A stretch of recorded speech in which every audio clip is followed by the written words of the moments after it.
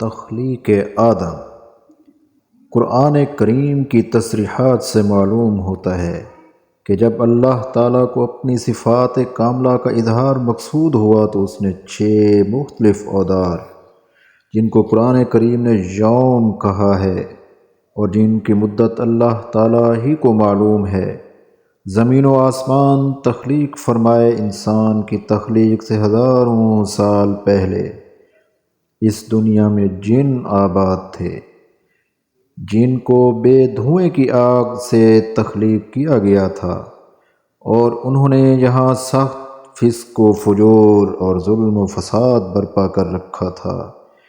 اسرائیل بھی ایک جن تھا جس کو علم اور زہد و عبادت کی بنا پر فرشتوں کی سفارش پر ملائکہ میں شامل کر لیا گیا۔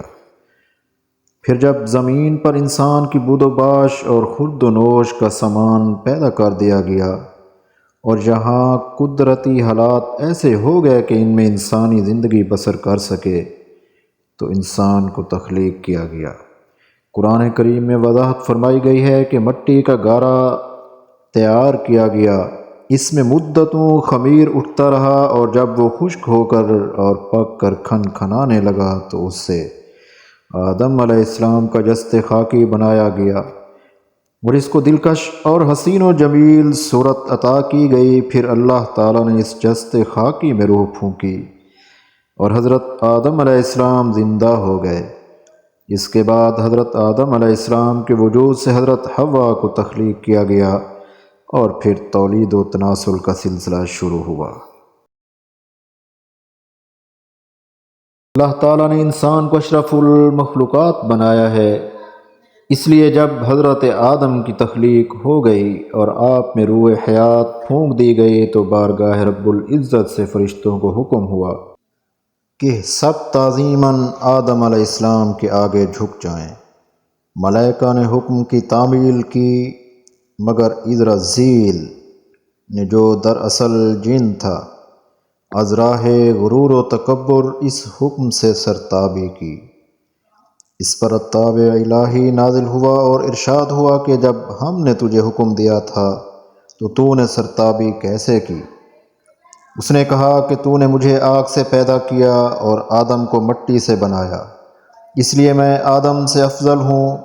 وہ یہ بھول گیا کہ فرض و شرف نہ مٹی میں ہے نہ آگ میں، فضل و شرف تو صرف اسی میں ہے جس کو اللہ تعالیٰ عطا کرے۔ اس کی بارگاہ میں غرور و تکبر سے کام نہیں چلتا، وہاں تو صرف تعمیل و اطاعت مطلوب ہے۔ غرض اس غرور کی بنیاد پر اس کو مردود بارگاہ قرار دے کر حضوری سے نکالا گیا۔ اس نے عرض کیا، الہی مجھے قیامت تک مہلت دے۔ عین حالت عتاب میں اس کی درخواست قبول کی گئی۔ اسرافیل، جس کا نام اب ابلیس ہے اور شیطان قرار پایا، اعلان کیا کہ جس انسان کی وجہ سے تو نے مجھے ذلیل و خوار کیا اور جس کی بنا پر میرا مقسوم نار جہنم قرار دیا گیا، میں قیامت تک اس پر آگے پیچھے اور دائیں بائیں سے حملہ کروں گا، اس کو بہکاؤں گا، اس سے جھوٹے وعدے کروں گا، اس کے برے اعمال اس کو اچھے کر کے دکھاؤں گا اور اسے تیری نافرمانی پر آمادہ کروں گا۔ ارشاد ہوا کہ میں تجھے اور تیرے کہنے پر چلنے والوں کو جہنم میں ڈال دوں گا، البتہ جو میرے خاص بندے ہیں ان پر تیرا زور نہیں چلے گا۔ اس وقت سے یہ دنیا امتحان و آزمائش کی جگہ قرار پائی، خیر و شر کی قوتیں متعین ہوئی۔ آدم علیہ السلام اور ابلیس ایک دوسرے کے حریف اور دشمن بن کر سامنے آئے۔ حق تعالیٰ نے جب انسان کو تخلیق فرمایا تو فرشتوں سے ارشاد ہوا کہ میں دنیا میں اس کو اپنا نائب و خلیفہ بنانے والا ہوں۔ فرشتے دنیا میں جنوں کی سرکشی اور فساد دیکھ چکے تھے، انسان بھی صاحب اختیار و ارادہ پیدا کیا گیا تھا، پھر شر کی قوتوں کو بھی اسے بہکانے کی مہلت دے دی گئی تھی۔ اس لیے فرشتوں نے سوچا کہ انسان بھی دنیا میں جا کر ظلم و فساد برپا کرے گا، یا پھر ایسا ہو کہ اللہ تعالیٰ نے ان کو انسان کی دنیاوی زندگی کی پہلے ہی ایک جھلک دکھا دی۔ بہرحال جو صورت بھی ہو، انہوں نے از راہ استعجاب عرض کیا کہ رب العزت، کیا تو ایسے شخص کو خلافت الہیہ کا جلیل القدر منصب عطا فرمائے گا جو دنیا میں گمراہی و سرتابی اختیار کرے، فتنہ و فساد پھیلائے اور قتل و غارت کرے۔ ارشاد ہوا، ہم وہ ساحل حقائق اور وہ اسرار و رموز جانتے ہیں جو تم نہیں جانتے۔ پھر آدم علیہ السلام کی فضیلت ظاہر کرنے کے لیے فرشتوں سے اشیاء کی حقیقت، ماہیت و خاصیت کے متعلق سوال کیا گیا۔ انہوں نے اپنے عجز اور لا علمی کا اظہار کیا۔ پھر اللہ تعالیٰ کی طرف سے آدم کے قلب میں یہ علم القاء کیا گیا اور ان سے اشیاء عالم کی بابت سوال کیا گیا، تو انہوں نے فوراً تمام حقائق ملائکہ کے سامنے بیان کر دیے۔ حبوط آدم علیہ السلام۔ اس کے بعد حضرت آدم علیہ السلام اور حضرت حوا علیہ السلام کو جنت میں آباد کر دیا گیا، جہاں نہ کوئی غم حیات تھا نہ غم روزگار۔ آپ کو وہاں ہر قسم کی آزادی حاصل تھی، صرف ایک درخت تھا جس کے پاس جانے سے منع کر دیا گیا تھا۔ قرآن کریم نے یہ وضاحت نہیں کی کہ یہ کون سا درخت تھا۔ اکثر مفسرین کا خیال ہے کہ گیہوں کا پودا تھا۔ تورات کا بیان ہے کہ یہ خیر و شر کی تمیز کا درخت تھا۔ یہیں سے انسان کے خلاف ابلیس کی انتقامی کارروائی کا آغاز ہوتا ہے۔ اس نے اپنے آپ کو آدم و حوا کا خیر خواہ ظاہر کر کے ان کو ورغلایا اور کہا کہ اس درخت کا پھل کھانے سے وہ فرشتے بن جائیں گے یا ان کو حیات جاوید حاصل ہو جائے گی۔ غرض ابلیس نے قسمیں کھا کر ان کو اپنی بہی خواہی کا یقین دیا اور بالآخر دھوکہ دے کر ان کو معصیت و نافرمانی کی طرف کھینچ لیا۔ جیسے ہی ان دونوں نے شجر ممنوعہ کا پھل کھایا، ان کے 70 کی چیزیں جو ابھی تک ان سے پوشیدہ تھیں ان پر کھل گئیں اور وہ پتوں سے اپنا جسم ڈھانپنے لگے۔ قرآن کریم نے تصریح کی کہ اس درخت کے قریب نہ جانے کا جو عہد انہوں نے اللہ تعالیٰ سے کیا وہ اس کو بھول گئے تھے، اس لیے یہ لغزش اور معصیت بالارادہ نہیں تھی۔ اس وقت باری تعالیٰ کا ارشاد ہوا، کیا میں نے تم کو منع نہیں کر دیا تھا اور بتا نہیں دیا تھا کہ شیطان تمہارا کھلا دشمن ہے؟ اب تم دونوں یہاں سے اتر کر دنیا میں جاؤ، تم ایک دوسرے کے دشمن ہو۔ حضرت آدم علیہ السلام کو جب اس لغزش کا احساس ہوا تو آپ ہمتاً ندامت و عاجزی بن گئے۔ مدت دراز تک روتے اور توبہ و استغفار کرتے رہے۔ آخر رحمت الہی کو آپ کی یہ خاکساری اور عاجزی پسند آئی اور آپ کے قلب میں یہ دعا القاء فرمائی، ربنا ظلمنا انفسنا وَإِن لَّمْ تَغْفِرْ لَنَا وَتَرْحَمْنَا لَنَكُونَنَّ مِنَ الْخَاسِرِينَ۔ اے ہمارے پروردگار، ہم نے اپنی جانوں پر ظلم کیا، اور اگر تو ہمیں نہیں بخشے گا اور رحم نہیں کرے گا تو ہم ضیاءکاروں میں ہوں گے۔ یہ دعا مقبول ہوئی، آپ کی لغزش معاف فرما دی گئی اور آپ کو برگزیدگی عطا فرمائی گئی، مگر دنیا میں اترنے کا حکم جو صادر ہو چکا تھا وہ بحال رہا۔ اس طرح حضرت آدم علیہ السلام اور حضرت حوا علیہ السلام اور ابلیس دنیا میں آئے اور خیر و شر کے معرکے کا آغاز ہوا۔ دنیا میں آپ نے متاحل زندگی بسر کی اور تورات کی تصریح کے مطابق 930 سال کی عمر پائی۔ آپ کے 3 بیٹوں کے نام قابیل، حابیل اور شیس تورات میں مذکور ہیں۔ شیس بھی نبی تھے۔ حضرت آدم اللہ کے پہلے نبی اور زمین پر اس کے پہلے خلیفہ تھے۔ حضرت آدم علیہ السلام کے بیٹے شیس علیہ السلام پیغمبر تھے۔ قابیل کا پیشہ زراعت تھا اور یہ نافرمان اور سرکش تھا۔ حابیل کا پیشہ چوپانی تھا اور یہ بہت متقی اور عابد تھے۔ ایک مرتبہ قابیل و حابیل نے بارگاہ عزتی میں نظر گزاری۔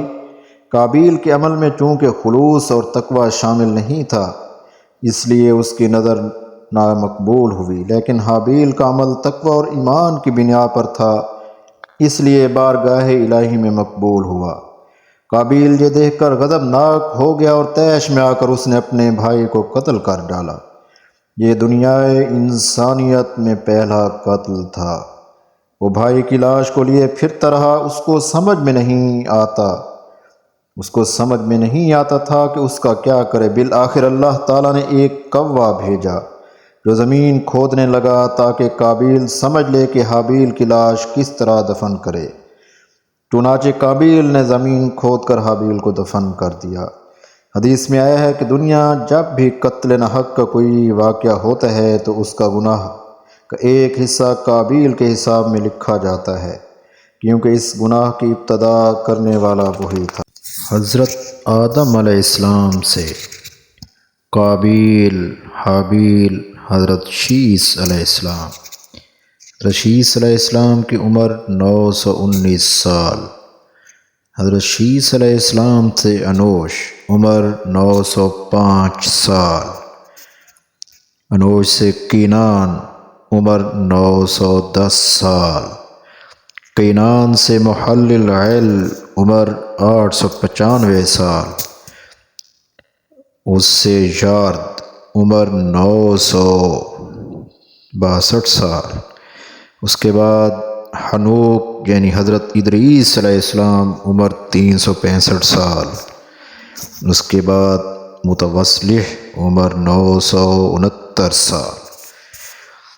یہ تھے حضرت آدم علیہ السلام کی ابتدائی جو تھے ان کے اولاد۔ ان سے پھر آگے آج ہم تذکرہ کرتے ہیں حضرت نوح علیہ السلام۔ حضرت نوح علیہ السلام کا تعلق زمانہ قبل تاریخ کے اس عہد قدیم سے ہے جب اولاد آدم پھیل کر ایک امت بن چکی تھی۔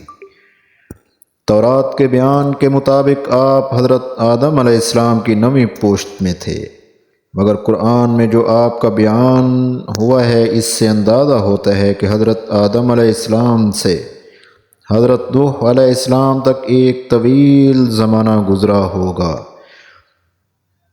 جو ایک قوم کی تاسیس اور اس کے اخلاق، تمدن، تہذیب اور مشرق متعقدات کی تشکیل کے لیے درکار ہے۔ ممکن ہے تورات کی کتاب پیدائش میں صرف اکابر و اعاظم کے ناموں پر اتفاق کیا گیا ہو اور درمیانی کڑیاں سلسلہ نسب میں بیان ہونے سے رہ گئی ہوں۔ تورات کے بیان کے مطابق آپ حضرت ادریس علیہ السلام کے بیٹے، متوصلح کے پوتے اور لم کے بیٹے تھے۔ تورات کا بیان ہے ملک 520 سال کے تھے تو حضرت نوح علیہ السلام تولد ہوئے۔ تورات اور قرآن دونوں کے بیان کے مطابق آپ نے 950 سال عمر پائی۔ رسول اول حضرت نوح علیہ السلام کا وطن دجلہ و فرات کا دوآبہ یعنی قدیم عراق تھا۔ آپ دنیا میں اللہ کے پہلے رسول تھے۔ نبی اور رسول کا امتیازی فرق یہ ہے کہ نبی ہر صاحب وحی کو کہتے ہیں، لیکن رسول کے لیے صاحب وحی ہونے کے علاوہ صاحب شریعت ہونا بھی لازمی ہے۔ حضرت نوح علیہ السلام، حضرت آدم علیہ السلام اور اس کے بعد آنے والی نسلوں کی حالت ابتدائی اور تعلیمی تھی۔ حضرت نوح علیہ السلام کے زمانے میں انسانی معاشرہ ترقی کر کے اس درجے پر پہنچ گیا تھا جہاں شریعت کی ضرورت تھی اور جزا و سزا کے نفاذ کا وقت آ پہنچا تھا۔ حضرت نوح علیہ السلام جس قوم میں پیدا ہوئے اس کے افراد بہت طویل العمر، بڑی قوت والے، باغی، سرکش، نافرمان، مشرک اور بت پرست تھے۔ قرآن کریم نے ان کے جن بڑے بڑے بتوں کا نام لیا ہے وہ یہ ہیں: ودّ، سوا، یعقوق، یاغوث اور نصر۔ حضرت نوح علیہ السلام کی تعلیم و تبلیغ کا مرکزی نقطہ توحید کی تعلیم تھی، مگر فاسق و فاجر قوم کی مشرکانہ ذہنیت ایک خدا کے تصور کو کس طرح قبول کرنے پر آمادہ نہیں تھی۔ آپ نے طرح طرح سے دلیلیں دی، صدیوں تک شب و روز نصیحت کی، ایمان اور نیک عملی کی جزا سے آگاہ کیا، کفر و عصیان کی سزا سے ڈرایا، مگر بدبخت قوم الٹی آپ کی دشمن بن گئی اور گستاخی پر اتر آئی۔ قوم نے کہا کہ تم جھوٹے ہو، تم تو ہم ہی جیسے ایک آدمی ہو، تم رسول اور فرستادہ خدا کیسے ہو سکتے ہو؟ خدا چاہتا تو ہدایت کے لیے کوئی فرشتہ بھیج دیتا۔ آپ نے فرمایا کہ اگر تم فرشتے ہوتے تو بے شک تمہاری اصلاح اور ہدایت کے لیے فرشتہ ہی بھیجا جاتا، مگر تم انسان ہو، اسی لیے تمہاری ہدایت کے لیے ایک انسان ہی کو بھیجا گیا ہے۔ میں نہ فرشتہ ہوں، نہ غیب کے خزانے میرے اختیار میں ہے، نہ غیب کی باتوں کا مجھے علم ہے۔ میں تو صرف انسان ہوں جس پر وحی آتی ہے تاکہ تمہیں ہدایت کی راہ دکھلاؤں۔ قوم نے کہا تم ہمارے بتوں کا انکار کرتے ہو، تم تو گمراہ ہو بلکہ دیوانے بھی ہو۔ آپ نے فرمایا اے قوم، میں دیوانہ نہیں، اللہ تعالیٰ نے مجھے ایمان کی دولت اور نور بصیرت سے سرفراز فرمایا ہے۔ تم صرف خدا ہی کی عبادت کرو اور اس کے ساتھ کسی کو شریک نہ بناؤ۔ ایسا نہ ہو کہ تم پر رسوا کن اور عبرت ناک عذاب نازل ہو جائے۔ اس تبلیغ و نصیحت سے میرا مقصد صرف تمہاری بھلائی ہے تاکہ تم ہلاکت اور دائمی عذاب کی سزاوار نہ ہو جاؤ۔ غرض صدیوں تک آپ مسلسل ان کو نصیحت کرتے رہے، مگر ان کی گمراہی اور سرکشی بڑھتی ہی چلی گئی، یہاں تک کہ انہوں نے آپ کو سنگسار کرنے کی دھمکی دے دی۔ اس کا جواب جو حضرت نوح علیہ السلام نے دیا، اس سے آپ کی پیغمبرانہ استقامت، عظمت کردار اور توکل الی اللہ کا اظہار ہوتا ہے۔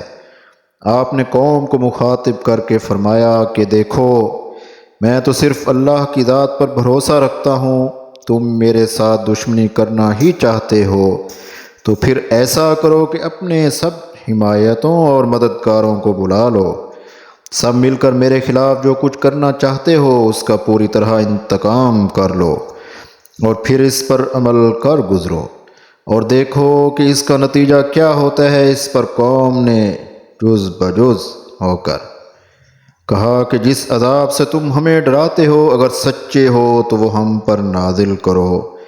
آپ نے فرمایا عذاب کا نازل کرنا میرا اختیار نہیں، وہ تو خدا ہی سب چاہے جب چاہے گا نازل کر لے گا۔ اس وقت تک معدود چند افراد آپ پر ایمان لائے تھے جو غریب اور مفلوق الحال طبقے سے تعلق رکھتے تھے، اس لیے قوم کے لوگ حضرت نوح علیہ السلام اور ان کے متبعین کی تحقیر کرتے اور ان کا مذاق اڑایا کرتے، جب تک حضرت نوح علیہ السلام کی یہ توقع رہی کہ شاید کچھ اور لوگ ایمان لے آئیں۔ آپ نے اپنی تبلیغ مساعی جاری رکھی اور ان کے فسق و فجور سے آپ دل شکستہ اور رنجیدہ ہوتے رہے، مگر اب وحی الہی نے آپ کو مطلع کیا کہ جن کو ایمان لانا تھا وہ لا چکے، اب باقی لوگوں میں سے کوئی ایمان نہیں لائے گا۔ چنانچہ ان کے انجام پر مطلع ہونے کے بعد آپ نے بارگاہ ان کے حق میں بد دعا کی اور عرض کیا کہ بارہا اللہ، انہوں نے مجھے جھٹلایا ہے، تو میری مدد فرما۔ انہوں نے بہت سے لوگوں کو گمراہ کیا ہے، تو ان کو اور گمراہ کر دے اور ان سب کو ہلاک کر دے، اور روئے زمین پر کسی بھی کافر کو زندہ نہ چھوڑ، اس لیے کہ اگر یہ زندہ رہ گئے تو آئندہ نسلوں کو بھی گمراہ کریں گے۔ بارگاہ الہی میں پیغمبر کی دعا مقبول ہوئی اور آپ کو مطلع کیا گیا اس سرکش قوم کی ہلاکت کے لیے ان قریب ایک زبردست طوفان آئے گا۔ یہ اللہ تعالیٰ کا فیصلہ ہی ہے، اس لیے آپ ہمارے حضور کسی کافر کی خیر خواہی اور سفارش ہرگز نہ کریں۔ اپنے اہل و عیال اور اپنے ساتھیوں کے لیے ایک کشتی تیار کریں، جب پانی چڑھنے لگے تو اس میں لوگوں کو بٹھا دیں، زمین کے جانوروں اور ہوا کے پرندوں کا ایک ایک جوڑا اس میں رکھ لیں، اور اللہ کی حمد و ثنا کرتے ہوئے اس میں سوار ہو جائیں، اور جب طوفان تھمے تو اس کی تسبیح و تمہید کرتے ہوئے اس میں سے اتر آئیں۔ چنانچہ حکم الہی کے مطابق آپ نے کشتی بنانا شروع کی۔ کفار قوم آپ کے پاس سے گزرتے تو آپ کا مذاق اڑاتے، کہ خشک زمین پر کشتی تیار کی جا رہی ہے، اس سے زیادہ اور دیوانگی کا کیا ثبوت ہوگا؟ آپ فرماتے کہ آج تم ہنس لو، کل وہ وقت بھی آنے والا ہے جب ہم تم پر ہنسیں گے اور تمہیں معلوم ہو جائے گا بدکاری اور کفر کی سزا کیا ہے اور کس پر ذلت کا عذاب نازل ہوتا ہے۔ قرآن مجید میں ہے کہ حضرت نوح علیہ السلام نے یہ کشتی لکڑی کے تختوں اور میخوں سے تیار کی۔ تورات نے بتایا کہ یہ گوپھر کی لکڑی تھی اور لکڑی کے اوپر رال لگائی گئی تھی۔ یہ 3 منزلہ تھی، اس کی لمبائی 300 ہاتھ، چوڑائی 50 ہاتھ اور اونچائی 30 ہاتھ تھی۔ جب طوفان آیا تو ابتدا اس طرح ہوئی کہ ایک خاص تندور سے جس کی نشاندہی کر دی گئی تھی پانی ابلنے لگا، پھر زمین کے سوتے کھل گئے اور آسمان سے مسلسل بارش ہونے لگی اور زمین پر پانی چڑھنا شروع ہو گیا۔ تورات نے تصریح کی کہ طوفان کی آمد کے وقت حضرت نوح علیہ السلام کی عمر 600 سال 1 مہینہ اور 17 دن تھی۔ 40 دن اور 40 رات تک مسلسل بارش ہوتی رہی۔ اللہ معاف فرمائے۔ زمین سے پانی ابلتا رہا اور 5 مہینے تک برابر چڑھتا رہا، یہاں تک کہ پہاڑوں سے بھی 15 ہاتھ اونچا ہو گیا۔ قرآن کریم نے اس طوفان میں حضرت نوح علیہ السلام کے ایک نافرمان بیٹے کی غرقابی کا بھی ذکر کیا ہے۔ مفسرین نے بتایا ہے کہ اس کا نام یام تھا۔ تورات اس عبرتناک اور سبق آموز واقعے کے ذکر سے بالکل خاموش ہے۔ یام نافرمان اور گمراہ تھا اور کافروں کی صحبت میں رہتا تھا۔ اس نے حضرت نوح علیہ السلام کے ساتھ کشتی میں سوار ہونے سے انکار کر دیا تھا۔ جب طوفان بڑھنا شروع ہوا تو حضرت نوح علیہ السلام نے اس کو آواز دی اور کافروں کے ساتھ شامل رہنے سے منع فرمایا، مگر وہ بد نصیب نہ مانا اور بولا کہ میں کسی پہاڑ پر چڑھ کر پناہ لے لوں گا۔ حضرت نوح علیہ السلام نے فرمایا، بدبخت، یہ خدا کا عذاب ہے اور اس سے سوائے خدا کے اور کوئی نہیں بچا سکتا۔ یکا یک ایک لہر اٹھی اور وہ غرق ہو گیا۔ تقاضائے بشری اور محبت پدری کے جوش میں حضرت نوح علیہ السلام نے بارگاہ الہی میں فریاد کی، اے رب العزت، تو نے میرے گھر والوں کو بچانے کا وعدہ کیا تھا اور میرا بیٹا میرے گھر والوں میں تھا۔ ارشاد ہوا، وہ نافرمان تھا، اس لیے تمہارے گھر والوں میں وہ شامل نہیں تھا۔ ہم سے ایسی بات کا سوال مت کرو جس کا تم کو علم تک نہیں۔ حضرت نوح علیہ السلام کی پیغمبرانہ سعادت کا اس سے اظہار ہوتا ہے کہ یہ سن کر آپ نے بارگاہ الہی سے استغفار کیا اور عرض کی کہ اے الہی، میں پناہ مانگتا ہوں کہ ایسی چیز کا تجھ سے سوال کروں جس کا مجھے علم نہیں، اور اگر تو مجھے نہیں بخشے گا اور رحم نہیں کرے گا تو میں تباہ ہو جاؤں گا۔ بالآخر جب سب کافر اور نافرمان غرق ہو گئے تو 150 دن کے بعد طوفان تھما اور 7ویں مہینے کی 17 تاریخ کو حضرت نوح علیہ السلام کی کشتی سلسلہ کوہ ارارات کی چوٹی جودی پر ٹھہر گئی۔ حضرت مولانا عبد الماجد دریابادی نے مغربی محققین کی تحقیقات کی روشنی میں طوفان نوح کی تاریخ 3232 قبل از مسیح قرار دی ہے۔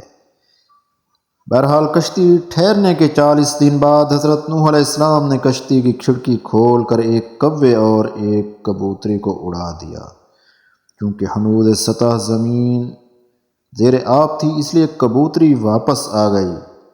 پھر 1 ہفتے بعد آپ نے کبوتری کو اڑا دیا اور وہ زیتون کی ایک پتی چونچ میں لے کر لوٹی۔ مزید 1 ہفتے بعد حضرت نوح نے اپنے ساتھیوں کے ساتھ خدا کی حمد و ثنا کرتے ہوئے کشتی سے باہر آئے۔ آپ نے بارگاہ الہی میں اپنے اور دوسرے مومنین کے حق میں دعا کی اور ایک عبادت گاہ اور ایک قربان گاہ تعمیر کی۔ تورات کا بیان ہے کہ آپ نے زراعت کا پیشہ اختیار کیا اور کشتی سے اترنے کے بعد 350 سال تک تبلیغ و ارشاد میں مشغول رہے، جہاں تک کہ 950 سال کی عمر میں وفات پائی۔ حضرت آدم علیہ السلام سے حضرت ادریس علیہ السلام تک کا سلسلہ نسب، حضرت ادریس کے بیٹے متوسلح عمر 969 سال تھے اور اس کے بیٹے لم عمر 777 سال۔ لم کے بیٹے حضرت نوح علیہ السلام تھے۔ یہ واقعہ تھا حضرت نوح علیہ السلام کا، اور طوفان نوح کا مختصر ترین واقعہ آپ کے سامنے پیش کیا۔ اب باری آتی ہے حضرت ہود علیہ السلام۔ قوم عاد زمانہ، مقام اور عام حالات تقریباً 2500 سال قبل از مسیح جزیرہ نمائے عرب کے جنوبی حصے میں، جو سواحل خلیج فارس سے حدود عراق اور جنوب مغرب میں حضر موت اور یمن تک پھیلا ہوا تھا، ایک قوم آباد تھی جس کو عاد ارم کہتے ہیں۔ اس کو عاد اولیٰ کے نام سے بھی یاد کیا جاتا ہے۔ علامہ سید سلیمان ندوی مرحوم کی تحقیق کے مطابق اس قوم کے عروج کا زمانہ 2200 کاف میم سے 1700 کاف میم تک ہے۔ یہ لوگ بہت تنومند، قد آور اور نہایت خوشحال تھے۔ ان کو مال و دولت اور جسمانی قوت عطا کی گئی تھی۔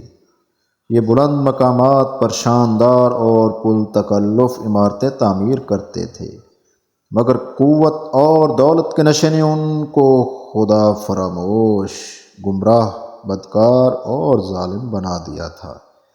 ایک خدا کو چھوڑ کر مختلف دیوتاؤں کو انہوں نے اپنا حاجت روا سمجھ لیا تھا۔ اس گمراہی پر سختی سے قائم تھے اور اپنی قوت اور تمول کے نشے میں کمزوروں اور زیر دستوں کو ظلم و جور کا نشانہ بنا رکھا تھا۔ یہ وہ قوم تھی جس میں حضرت ہود علیہ السلام کا ظہور ہوا۔ آپ حضرت نوح علیہ السلام کے بیٹے سام کی نسل سے تھے۔ آپ کے والد کا نام صالح تھا، جنہوں نے حسب بیان تورات 464 سال کی عمر پائی۔ تورات میں آپ کا عبرانی نام عبر بیان کیا گیا۔ حضرت ہود کو نبوت عطا ہوئی تو آپ نے سب سے پہلے اپنی قوم کو آگاہ کیا کہ اللہ تعالیٰ نے تمہاری ہدایت کے لیے مجھے پیغمبر بنا کر بھیجا ہے۔ تمہاری بھلائی اس میں ہے کہ تم میری بات غور سے سنو اور اس پر عمل کرو۔ شیطان نے تمہارے برے اعمال تمہاری نظر میں اچھے کر کے دکھائے ہیں اور تمہیں متکبر، ظالم اور خدا کا باغی بنا دیا ہے۔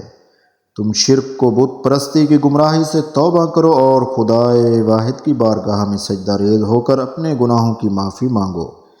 ان بتوں کی کوئی حقیقت نہیں، یہ صرف نام ہیں جو تم نے اور تمہارے باپ دادا نے رکھ لیے ہیں۔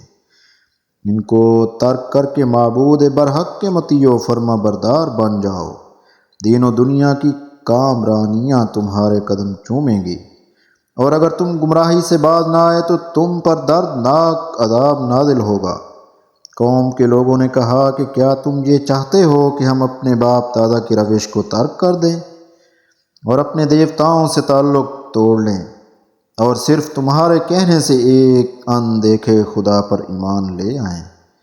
اگر تمہارا یہ خیال ہے تو تم احمق ہو اور ہم تمہیں جھوٹا بھی سمجھتے ہیں۔ کیا خدا نے ہماری ہدایت کے لیے تمہیں بھیجا ہے جو ہماری طرح کے ایک انسان ہو؟ آپ نے فرمایا، مجھے اپنے انسان اور بشر ہونے سے انکار نہیں، مگر اس میں تعجب کی کیا بات ہے؟ انسانوں کی ہدایت کے لیے انسان ہی تو آتے ہیں، انسانوں کی ہدایت کے لیے انسان ہی بھیجے جاتے ہیں۔ میں ایک امانت دار پیغمبر ہوں اور جو کچھ کہتا ہوں تمہاری بھلائی کے لیے کہتا ہوں۔ مجھے اس سے خود کوئی ذاتی فائدہ حاصل کرنا مقصود نہیں، نہ میں تم سے اس کا کوئی صلہ اور معاوضہ مانگتا ہوں، نہ میں تم میں نمایاں اور ممتاز بننا چاہتا ہوں۔ پھر تمہیں کیا ہوا کہ تم دوست اور دشمن کو بھی نہیں پہچانتے؟ خدا را اب بھی ہوش میں آؤ اور گمراہی کو چھوڑ دو۔ اللہ کی نعمتوں کو یاد کرو جس نے قوم نوح کے بعد تمہیں سرفرازی عطا کی، مال و دولت سے نوازا، چوپایوں اور بیٹیوں سے تمہاری مدد کی، چوپایوں اور بیٹوں سے تمہاری مدد کی، تمہاری زمین کو زرخیز سرسبز شاداب کیا اور تمہیں دنیا کی نعمتیں بخشی۔ کیا تم اپنے رب کریم کا انکار کرتے ہو؟ کیا تم نہیں سمجھتے کہ ناشکری اور بغاوت کی سزا دینی اور دنیاوی خسران اور ہلاکت کے سوا اور کچھ نہیں؟ قوم کے لوگوں نے کہا، پہلے زمانے کے کچھ لوگ اسی طرح کی بہکی باتیں کیا کرتے تھے، ہم پر اسی طرح کی باتوں کا کوئی اثر نہیں ہوگا۔ ہمارا تو خیال ہے کہ چونکہ تم ہمارے دیوتاؤں کو برا بھلا کہتے ہو، اس لیے کسی دیوتا نے ناراض ہو کر انتقاماً تمہیں مخبوط الحواس بنا دیا ہے، نعوذ باللہ۔ یہی وجہ ہے کہ تم اس طرح کی بے سر و پا باتیں کرتے ہو۔ اگر تم باز نہ آئے تو ہم تمہارے ساتھ بری طرح پیش آئیں گے۔ حضرت ہود علیہ السلام نے فرمایا کہ بظاہر میں کمزور اور تنہا ہوں، مگر میرا بھروسہ اللہ تعالیٰ کی ذات پر ہے۔ میں خدائے واحد پر ایمان رکھتا ہوں اور ان بتوں سے بیزار ہوں جن کی تم پرستش کرتے ہو۔ تم ایسا کرو کہ سب مل کر میرے خلاف جو تدبیر کرنا چاہتے ہو کر گزرو، اور مجھے بالکل مہلت نہ دو، اور پھر دیکھو کہ کامیاب کون ہے اور نقصان اٹھانے والا کون ہے۔ میرا کام تمہیں نصیحت کرنا اور اللہ کو پیغام پہنچا دینا تھا۔ میرا کام تمہیں نصیحت کرنا اور اللہ کا پیغام پہنچا دینا تھا۔ یہ کام بحمدللہ میں نے انجام دے دیا۔ اب نیک و بد نتیجے کہ تم خود ذمہ دار ہو۔ بدبخت قوم نے کہا، بس یہ دھمکیاں بہت ہو چکی، اگر سچے ہو تو اس عذاب کو نازل کرو جس سے ہمیں ڈرایا کرتے تھے۔ جب قوم میں اصلاح پذیری اور قبول ایمان کی اہلیت بالکل ختم ہو گئی تو نزول عذاب کا وقت آ گیا اور گہرے بادل آسمان پر چھا گئے۔ قوم کے لوگ اس خیال سے خوش ہوئے کہ اب خوب بارش ہوگی اور پیداوار اور خوشحالی میں اضافہ ہوگا، مگر حضرت ہود علیہ السلام نے تنبیہ کی، متنبہ کیا کہ یہ عذاب الہی ہے اور تمہاری ہلاکت کا سامان ہے۔ اس پر بھی بد نصیب قوم کی آنکھیں نہ کھلیں۔ بالآخر عذاب الہی ایک نہایت شدید اور ہیبت ناک آندھی کی صورت میں نازل ہوا۔ یہ آندھی مسلسل 8 دن اور 7 رات تک چلتی رہی۔ اس کی ہولناکی اور ہلاکت خیزی کا یہ عالم تھا کہ چھتیں اڑ گئیں، مکان گر گئے، پیڑ جڑوں سے اکھڑ کر کہیں سے کہیں جا پڑے، اور اس نے لوگوں کو اٹھا کر اس طرح پٹکا گویا وہ اکھڑے ہوئے کھجور کے پیڑوں کے کھوکھلے تنے ہیں۔ غرض کے تمام ظالم اور بدکار لوگ ہلاک ہو گئے، اور صرف ان بستیوں کے نشان اور کھنڈرات دنیا کی عبرت کے لیے باقی رہ گئے۔ صرف حضرت ہود علیہ السلام اور مومنین کی جماعت اس عذاب سے محفوظ رہی۔ تورات میں حضرت ہود علیہ السلام کے 2 بیٹوں کا ذکر ہے جن کے نام فلج اور یقطان تھے۔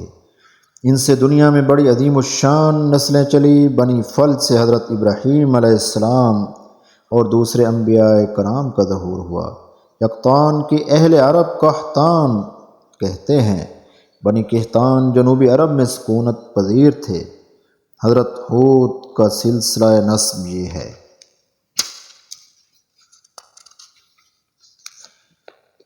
حضرت نوح علیہ السلام سے سام، حام، یام، یافس۔ سام سے پھر ارفخشد، عمر 495 سال، اس سے صلح، عمر 433 سال، اس کے بعد حضرت ہود علیہ السلام 464 سال۔ حضرت ہود علیہ السلام سے یقطان یعنی قحطان اور فلج، عمر 269 سال۔ قوم سمود اور اس کا مسکن۔ قوم عاد کا ذکر آپ پہلے سن چکے ہیں، حضرت ہود علیہ السلام کے تذکرے میں ہو چکا ہے۔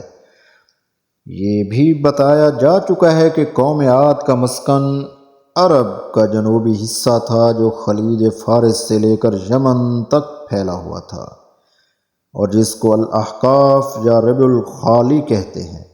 اس قوم کی ہلاکت کے بعد ہی اس کی ایک شاخ جس کو عاد ثانیہ کہتے ہیں جزیرہ نمائے عرب کے شمالی حصے میں، جس کو زمانہ قدیم میں وادی القرا یا ام القرا کہتے تھے، سکونت پذیر ہو گئی۔ اس قوم کی خصوصیات بھی کم و بیش وہی تھی جو قوم عاد و اولا کی تھی۔ یہ لوگ نہایت طویل القامت، طاقتور، جابر اور ظالم، مشرک اور بت پرست تھے۔ ام القرا اس مشہور قدیم تجارتی شاہراہ پر واقع ہے جو یمن سے بحیرہ احمر کے کنارے کنارے حجاز اور مدین سے گزر کر خلیج عقبہ کے کنارے ہوتی ہوئی شام کو جاتی تھی۔ اس راستے کو قرآن کریم نے امام وین یا کھلا راستہ کہا ہے۔ اسی وجہ سے یہ قوم بڑی محتمل اور خوشحال تھی۔ فن تعمیر، سنگ تراشی، فن تعمیر ہو یا سنگ تراشی، یہ قوم مشہور تھی۔ پہاڑوں کو تراش تراش کر نہایت مضبوط، شاندار اور خوبصورت عمارتیں بنانے میں یہ لوگ ماہر تھے، اور اس کی زندگی نہایت آسودہ حال تھی۔ اس قوم کو قوم سمود کہتے ہیں۔ مذہبی اعتبار سے قوم عاد کی طرح قوم سمود بھی شرک، الحاد، بت پرستی اور ستارہ پرستی کی لعنت میں گرفتار تھی۔ ہر علاقے کا الگ دیوتا تھا۔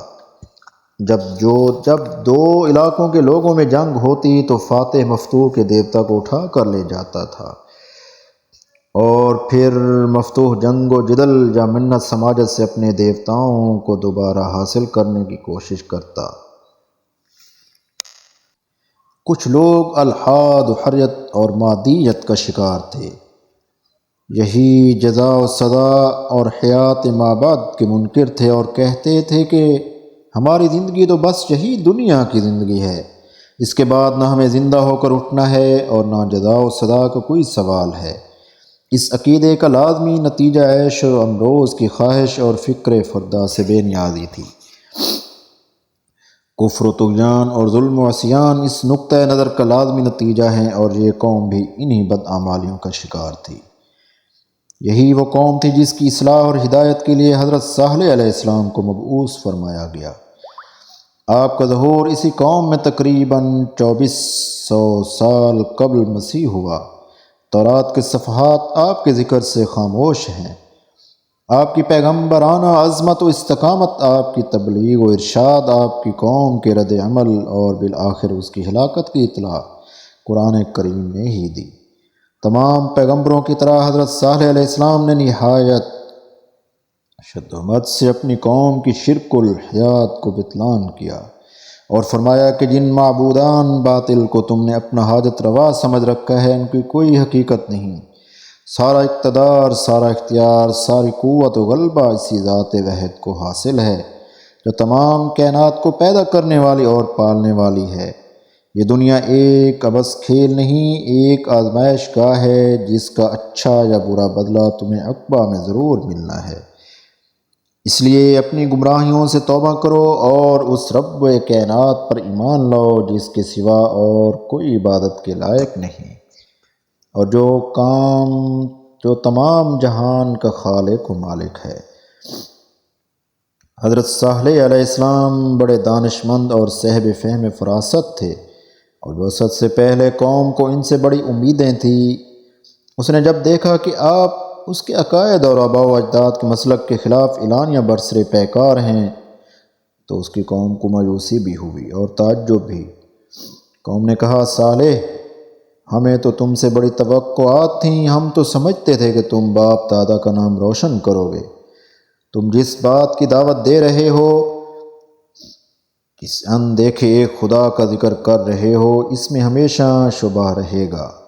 حضرت صالح علیہ السلام نے فرمایا کہ تمہارا انکار کا سبب صرف تمہارا قیاس، گمان اور شبہ ہے، لیکن میری دعوت کی بنیاد علم، یقین اور نور بصیرت پر ہے۔ تم زیادہ سے زیادہ جو کہہ سکتے ہو وہ یہ ہے کہ تم نہیں جانتے جبکہ میں تمہیں ایمان کی دعوت دے رہا ہوں۔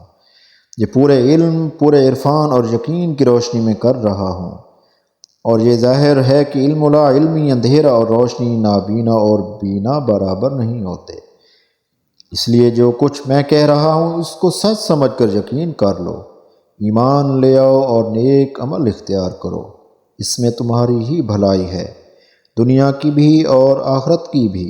قوم نے کہا ہم تو تمہیں جھوٹا سمجھتے ہیں اور اپنے آباء و اجداد کے مسلک کو چھوڑ کر تمہاری بات ماننے پر ہرگز آمادہ نہیں۔ تم تو ہم ہی جیسے ایک آدمی ہو، اگر تمہارے کہنے میں ہم آ جائیں تو یہ بڑے گھاٹے کا سودا ہوگا۔ آپ نے فرمایا بے شک میں تم ہی جیسا ایک انسان ہوں، مگر مجھ پر وحی آتی ہے، اس لیے میرا کہا مانو اور اللہ سے ڈرو۔ انہوں نے کہا ہم تمہیں نہیں مانتے، اگر تم سچے ہو تو کوئی روشن دلیل اور نشانی پیش کرو، کوئی عجیب و غریب کام کر کے دکھاؤ، کوئی مافوق الفطرت کام کر کے دکھاؤ، کوئی معجزہ دکھاؤ۔ نبی خود کبھی معجزے کے اظہار میں سبقت نہیں کرتا، اس لیے کہ وہ جانتا ہے کہ معجزے کے ظہور کے بعد حجت الہی تمام کو پہنچ جاتی ہے، اور اس کے بعد بھی لوگ اگر ایمان نہ لائیں تو نزول عذاب لازم ہو جاتا ہے۔ بہرحال جب قوم معجزے پر مصر ہوئی تو حضرت صالح علیہ السلام نے پوچھا آخر تم کیسا معجزہ چاہتے ہو؟